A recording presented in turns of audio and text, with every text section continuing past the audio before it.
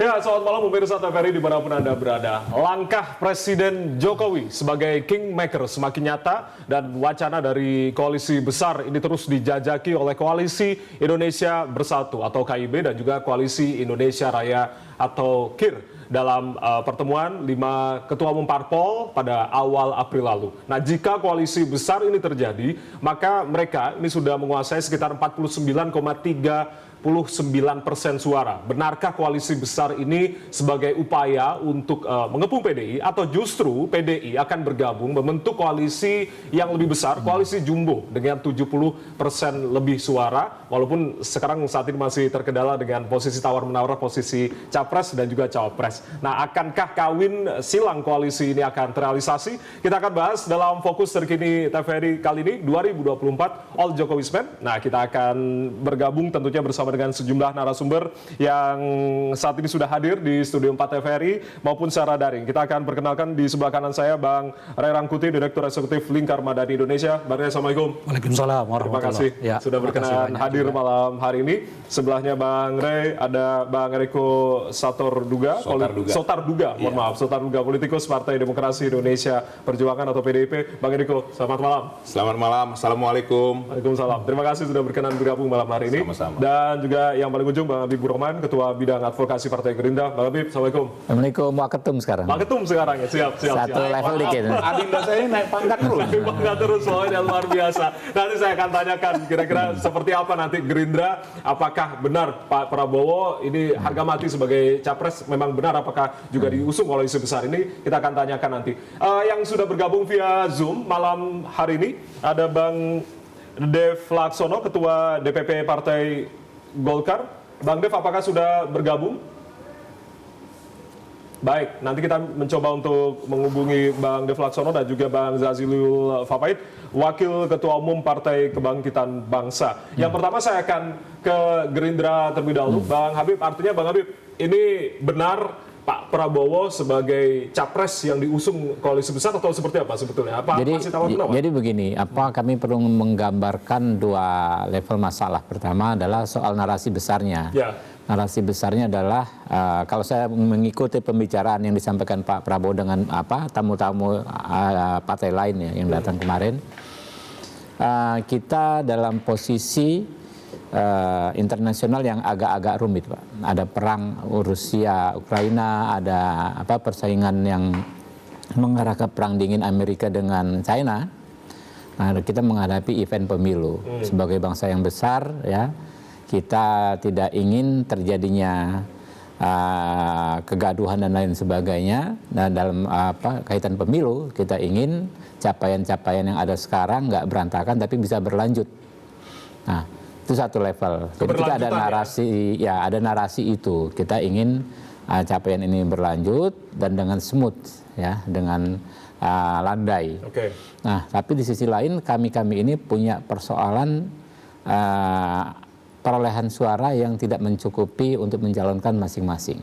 Ya, kayak Partai Gerindra nggak cukup. Pokoknya semuanya, kecuali kan hanya PDIP di Indonesia saat ini yang punya, yang tenang ya kapanpun bisa umumkan calonnya gitu kan. Karena itu kan kita harus menjalin komunikasi karena dua hal tersebut, baik narasi besar maupun persoalan formalitas ya untuk menjalankan narasi besar tersebut. Karena itu kami membuka diri baik mengunjungi maupun dikunjungi atau bertemu multi partai untuk mencari kemungkinan-kemungkinan yang terbaik, ya. Kalau kami tentu kami perlu garis bawahi, kami sudah terikat dengan koalisi tak terbubarkan yaitu KKIR, ya. Koalisi Kebangkitan Indonesia Raya dengan PKB ya. Tetapi kami berdua ya, PKB dan Gerindra juga sama-sama berikhtiar supaya koalisinya bisa lebih besar. Tentu kan kita kan mau kalau ikut pemilu tentu orientasinya kita harus menang ya. Yeah. Karena untuk menjalankan segala visi, misi dan lain sebagainya kan kita harus memegang kekuasaan. Jadi untuk memperbesar kemungkinan menangnya itu kita pun harus memperbesar koalisinya. Nah, nanti urusan capresnya siapa, wapresnya siapa akan menjadi topik pembicaraan. Kita bicara narasi besarnya dulu, baru berikutnya topik yang lebih mengerucut soal siapa capres, siapa cawapres. Itu. Jadi kalau Partai Gerindra punya call tinggi Pak Prabowo Presiden, ya kan. Kemudian semua partai-partai lain punya. Ya kita keep dulu, ya kita yang penting bicara narasi besarnya dulu sambil kita berdinamika. Insya Allah nanti apa yang kita kira rumit, insya Allah bisa ketemu. Artinya belum harga mati, masih ada Pak Erlangga. Bukan persoalan belum harga ya? mati, bukan persoalan belum harga mati. Kita sama masing-masing punya call, ya punya target, ya kan. Tapi kita nanti kita bicarakannya ketika kita berproses ini. Bicara narasi dulu begitu untuk Ya, membentuk koalisi kurang besar lebih itu. begitu. Artinya yang dimaksud oleh Pak Jokowi kemarin begitu ya, ada kekompakan, ada yang satu frekuensi dengan bermusyawarah besar. Anda menilai Kurang seperti lebih apa? begitu, kurang lebih seperti yang disampaikan Pak Jokowi. Jadi kita saling berkomunikasi dulu. Saling berkomunikasi dulu Ya, berarti. menyamakan frekuensi. Gimana PDI, Bang Riko? Ketar-ketir nggak dengan koalisi besar? Nah, sebenarnya begini, Adinda Ardi ya, saya perlu jelaskan di sini supaya masyarakat juga yang menonton ini memahami kan begitu ya. Adinda Habibur Rahman ini sahabat kami dari Gerindra. Coba kalau dilihat baju dalamnya putih sama, tapi luarnya bisa berbeda, ada coklat. Karena nuansa hari raya kali ya, putih bersih gitu ya Bang ya. Jadi sah-sah saja, artinya punya pandangan yang berbeda, punya pemikiran yang berbeda itu sah-sah saja. Begini. Saya mau meluruskan mengenai arti kata koalisi ini. Di dalam sistem pemerintahan kita, itu tidak ada sebenarnya yang namanya koalisi. Itu adanya di sistem parlementer. Itu satu. Ya. Kedua, konsekuensi dari sistem ini, koalisi itu sebenarnya sangat dalam. Artinya begini, di situ pembagian kekuasaannya seperti apa. Yang ketiga, pendanaannya juga seperti apa. Nah, jadi kalau mau dikatakan koalisi sebenarnya kurang tepat. Kalau mau disebut sebenarnya yang lebih benar tuh kerjasama. Kerjasama besar.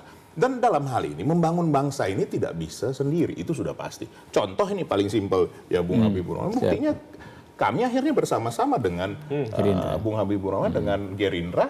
Artinya Bapak Presiden Joko Widodo bersama dengan Pak Prabowo. Dan tentunya dengan Pak Prabowo juga kami sudah mengenal lama, sudah bahkan seperti saudara. Nah, tetapi dalam hal membangun bangsa ini bisa dikerjakan bersama-sama, tapi bisa juga dikerjakan bersama-sama dengan cara yang berbeda. Kan boleh saja. Ini kan namanya kompetisi. Ini yang perlu saya ingatkan kepada kita semua. Kita mau berkompetisi untuk menghasilkan pemimpin yang terbaik dari yang terbaik untuk bangsa ini.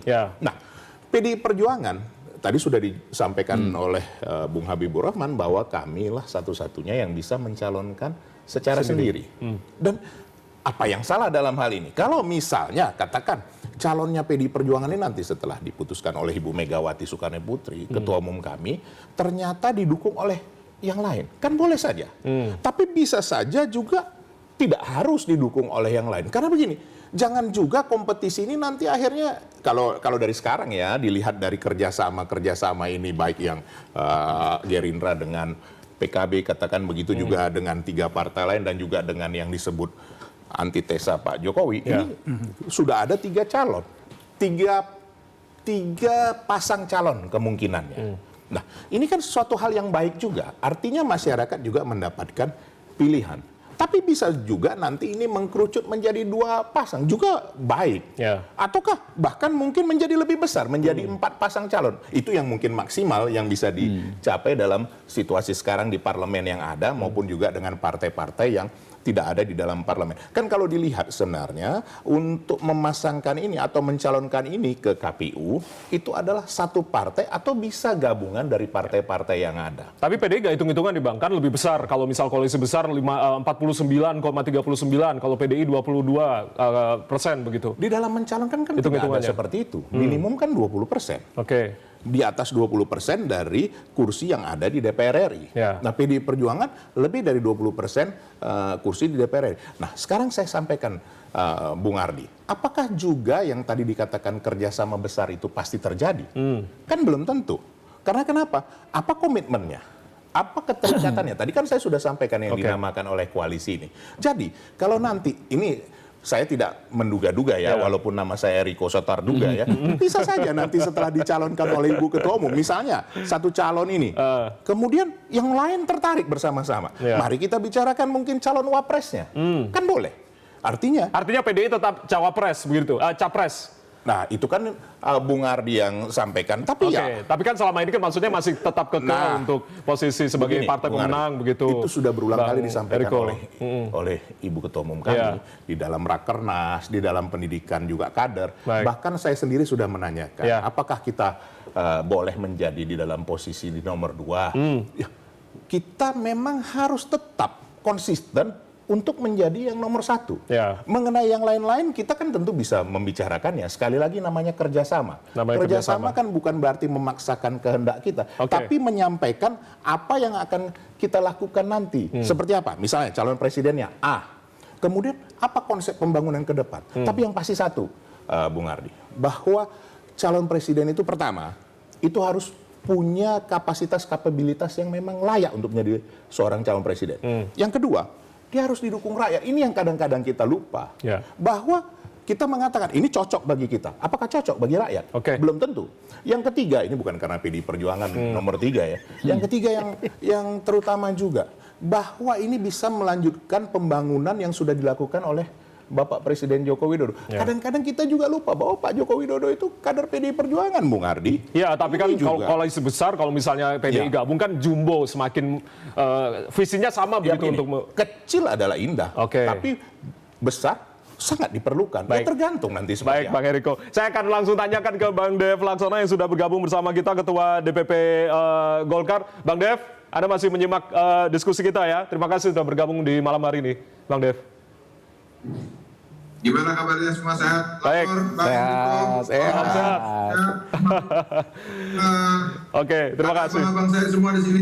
Ya, harusnya Bang Dev juga ikut gabung nih, karena sekarang via Zoom aja. Bang Dev, artinya kalau tadi bicara masalah kerjasama, tapi kan Golkar ini kan kemarin, Bang, kalau tidak salah saya mengutip pembicaraan dari atau apa yang sudah disampaikan oleh Kang Aceh, kalau PDI ikut aturan main gitu, kalau PDI nantinya ikut join, harusnya ikut aturan main, jangan selalu minta posisi capres. Apakah benar itu terlontar dari Bang Aceh? Maksudnya apa ini, Bang Dev? Jadi nggak begini, kan kita ini sedang membangun sebuah wadah. Ya, Ya, kalau kita menyebutnya koalisi besar, kalau Bang Enrico nyebutnya konsep kerjasama. Tapi apapun itu, yang jelas kalau kita membangun sesuatu dari baru, ya tentu pasti semua kita memiliki agenda dan juga keinginan masing-masing. Hanya saja ya kita harus duduk bersama, kita harus pahami dulu bahwa ini konsepnya seperti apa, rencananya seperti apa. Nah, baru kita bisa berjalan, baru kita bisa menentukan hal strategis seperti pencalonan presiden dan lain-lain. Nah, jadi jangan kita belum apa-apa, belum duduk aja, belum ngobrol aja, udah ngepol tinggi. Nah itu akan menyulitkan komunikasi itu berjalan ke depan. Sementara kita dari KIB, dari KKIR itu belum ngepol apapun. Kita masih sepakati dulu bahwa kita membuat koalisi besar ini, wadah besar ini, tujuannya untuk memastikan bahwa pemerintahan ke depan ini itu akan adalah berkelanjutan daripada program-program yang baik yang sudah dijalankan hari ini. Jadi bukannya berarti bahwa pemerintahan yang akan datang ini hanya meneruskan saja, tidak. Ini melanjutkan, memperbaiki, bahkan meneruskan itu dalam artian memperkuat sehingga program-program yang sudah dibangun hari ini itu bisa terus bermanfaat bagi masyarakat ke depannya. Itulah yang salah satu tujuan utama daripada koalisi besar ini. Oke, Bang Dev, kabarnya baru bertemu dengan Pak Prabowo di Kemenhan atau ada pembicaraan sempat menyinggung terkait dengan koalisi besar, Bang Dev? Kalau Pak Erlangga dengan Pak Prabowo ya sebagai sesama anggota Kabinet Indonesia saat ini itu terus melakukan komunikasi dengan berbagai macam hal. Akan tapi fokus utama itu adalah mengenai pembangunan IKN dan juga pembangunan proyek-proyek strategis nasional lainnya untuk memastikan bahwa program-program itu, proyek-proyek tersebut itu memiliki fungsi-fungsi dasar pertahanan Indonesia. Nah, apalagi seperti IKN, kita akan membangun ibu kota baru. Nah, apakah pembangunan IKN tersebut itu mencukupi pertahanan-pertahanan bila mana ada kata. Ya hal seperti itulah, termasuk juga PSN-PSN lainnya, karena kan ini akan menjadi proyek vital. Nah ini memastikan bahwa pembangunan itu sesuai selaras dengan konsep pembangunan pertahanan Indonesia. Baik, oke. Nanti mungkin akan ditanggapi oleh Bang Habib dan juga Bang Eriko. Tapi saya akan ke Bang Bare. Artinya ini kan berbicara terkait dengan pertemuan pada April kemarin begitu, 5 ketum parpol, instruksi dari Presiden Jokowi langsung untuk bertemu, dan ada beberapa hal terkait dengan pesan kecocokan parpol besar untuk bermusyawarah demi kebaikan rakyat. Ini Anda mengartikannya seperti apa? Ya, saya kira posisinya 50-50 lah ya. 50-50 artinya? Terbentuk, 50% nggak terbentuk. Gitu. 50% tidak terbentuk, ada kemungkinan juga berarti ya? Sangat besar juga. Sangat besar juga, Sebab oke. Selain hubungan yang bersifat makro lah ya, yang ideal itu tadi. Iya. Ujung-ujungnya partai ini sebetulnya dibentuk atau nggak dibentuk koalisinya, itu soal siapa dapat apa gitu loh. Nah, kan kalau misalnya Pak Prabowo nggak jadi calon presiden, belum tentu dia mau masuk di koalisi besar ini juga. Yeah. PDI nggak ikut di sini, nggak jadi calon presiden di sini atau nggak dapat wakil presiden, ya presiden PDI lebih baik jalan sendiri, Yeah. ya kan? Dia bisa punya tiket sendiri kok. Gitu. Nah sekarang misalnya kalau PKB misalnya nggak dapat wakil presiden, dia juga harus mikir. Ada kemungkinan PKB out gitu ya? Kalau koalisinya besar, misalnya PDI tetap masuk, Yeah. sekarang masuk gitu, justru bayangan saya Caimin itu nomor keempat untuk dicalonkan sebagai calon wakil presiden, bukan nomor pertama gitu. Karena kalau misalnya presidennya adalah Pak Prabowo, wakilnya ini setidaknya ada 3 di atasnya. Yeah. Pertama ada Airlangga Hartarto, Ketua Umum Partai Golkar. Yang kedua adalah mungkin Ganjar Pranowo dari PDI Perjuangan, kalau PDI-nya ikut masuk ketiga. Yang ketiga adalah calon yang dari luar namanya Erick Thohir, dan yang keempat baru Caimin. Kalau udah begini kan Caimin juga mikir dong, harga kita wakil presiden kok tiba-tiba sekarang. Apalagi kemarin waktu pertemuan kemarin, siapa bilang legowo begitu ya? Jadi inti dari ini semua dipersatukan adalah soal apakah partai-partai ini mendapatkan posisi yang pas di dalam koalisi ini atau tidak gitu. Kalau di kota atik begini nih, justru saya melihatnya potensi untuk bergabung besarnya itu akan lemah gitu. Apalagi misalnya kan dalam 3 bulan, katakanlah selalu saya mengatakan dalam 2 bulan ke depan dari sekarang, katakan Juni atau Juli gitu, elektabilitas Pak Prabowo nggak naik-naik signifikan misalnya gitu, ya tentu koalisi ini akan mencari figur yang lain yang memungkinkan, dan itu bisa figurnya Ganjar, bisa figurnya yang lain dan sebagainya itu. Masih dinamis artinya ya? Sebagai nomor 1 dan mungkin Pak Prabowo adalah nomor 2. Nah, apakah skenario-skenario ini akan diterima oleh partai-partai dalam koalisi besar gitu? Nah, justru kalau mereka bergabung dalam koalisi besar ini, kerumitannya jauh lebih banyak gitu, ketimbang misalnya dengan pola yang seperti terbentuk sebelum April kemarin. Satu namanya koalisi perubahan, satu koalisi Indonesia Bersatu, satu koalisi Indonesia Raya. Kalau di luar PDI Perjuangan tentu, kalau kita lihat peta yang 3 ini, menurut saya pembagiannya jauh lebih adem ketimbang digabungkan antara KIP dan KIR jadi satu, jauh lebih rumit. Karena semua kepala nih gitu loh. Apa ini semua, apa namanya itu, ya bos semua ini gitu loh. Dan dengan ego masing-masing begitu ya? Apalagi Golkar menurut saya ya. Kalau Golkar nggak mendapatkan posisi yang strategis di dalam KIP ini, di dalam koalisi besar ini, dia akan berpikir. Kenapa berpikir? Karena kalau di KIP dia leader. Kan kalau Indonesia Bersatu ini dia jalan terus, kan leadernya adalah Golkar gitu. Tapi begitu mereka masuk dalam koalisi besar ini, leadernya adalah Prabowo dan juga Gerindra. Dan besar kemungkinan efek elektoralnya juga akan berpindah dari Partai Golkar ke Partai Gerindra gitu. Kan orang paling kotel efeknya itu kan lari ke 1 atau 2 partai gitu ya. Kalau nggak nanti ke partai ke Gerindra, kalau PDI Perjuangan bergabung, yang ngumpulnya nanti di situ gitu loh, di 2 partai ini gitu, kotel efeknya itu gitu. Nah, pertanyaannya Golkar dapat apa? Makanya kemarin saya mengatakan kalau koalisi ini terbentuk, yang tenggelam itu nanti adalah Golkar. Dia turun dari peringkat pertama jadi peringkat kedua, ketiga. Peringkat pertama kalau dia di KIP, peringkat kedua kalau koalisi besar non PDI Perjuangan, peringkat ketiga dia kalau koalisi besar plus dengan PDI Perjuangan. Jadi pertanyaannya nanti Golkar dapat apa? Nah, oleh karena itu saya kira seperti yang saya sebutkan tadi, membentuk koalisi besar ini akan jauh lebih sulit dan lebih, bagi saya ya, kansnya lebih lebih sedikit dibandingkan dengan pola yang seperti kemarin, 3 calon presiden, tinggal koalisi, nanti ketemunya di putaran kedua. Siapa di antara mereka yang akan menang, nanti mungkin akan bergabung di putaran kedua. Dan itu membuat orang lebih legowo. Baik. Karena udah diuji kan di putaran pertamanya, Ya. ada cuma dapat segitu, tinggal sekarang akan bergabung di koalisi mana di dalam putaran yang kedua ini gitu. Oke. Ketimbang dipertemukan sekarang, itu yang pertama. Yang kedua, saya juga khawatir apa yang dilakukan oleh Pak Jokowi ini sebetulnya respon atas kejengkelannya terhadap tidak berlangsungnya Piala Dunia U20 itu gitu loh. Ada bahasa-bahasa Ada, misalnya kan Pak Jokowi. begini, kan 2 hari setelah PDI menyatakan menolak pelaksanaan, bukan menolak Israel lah, yang imbas kepada tidak terjadinya pelaksanaan Piala Dunia ini gitu ya. Nah, Pak Jokowi mempertemukan partai-partai besar ini, gitu kira-kira itu. Nah, ketemulah namanya koalisi besar. Kira-kira mungkin Pak Jokowi mau mengatakan, jangan begitu dong mainnya PDI. Kalau main gede-gedean aku juga bisa nih. Kan kira-kira gitu tuh ya. Iya. Kenyataannya 2 hari setelah itu PDI merespon dengan mengatakan kami bisa kok gabung dengan di sana. Gitu. Artinya PDI pada tingkat tertentu menyadari juga bahwa Pak Jokowi ya tanpa mereka juga ya, atau PDI tanpa Jokowi, PDI-nya juga bisa agak turun gitu. Nah yang ketiga, seminggu setelah itu Pak Prabowo udah menggandeng Ganjar lagi gitu loh. Setelah sebelumnya Pak Jokowi menggandar Pak Prabowo kemana-mana gitu. Apa yang kita baca sekarang?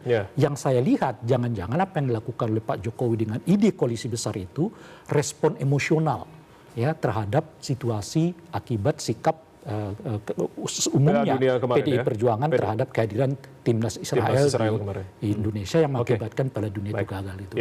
Oleh karena itu sejalan dengan waktu, mungkin sikap emosional itu akan kembali rasional dan melihat peta-peta itu di mana Pak Prabowo kembali menggandeng Ganjar 1 harian dalam satu peristiwa yang memberi indikasi kepada publik bahwa nggak ada persoalan antara Ganjar dengan Pak Jokowi. Oke, tapi nanti saya akan cross check bagaimana sebetulnya hubungan dari Pak Jokowi dengan Ibu sendiri, dengan Bu Mega sendiri. Nanti juga saya akan cross check ke Bang Dev terkait dengan ketika nantinya Golkar tergabung dalam koalisi besar atau koalisi jumbo dengan PDI, ini akan menggelamkan Golkar. Nanti saya akan tanyakan ke Bang Dev dan juga Bang Eriko usai jeda. Kita akan kembali, tetaplah bersama kami.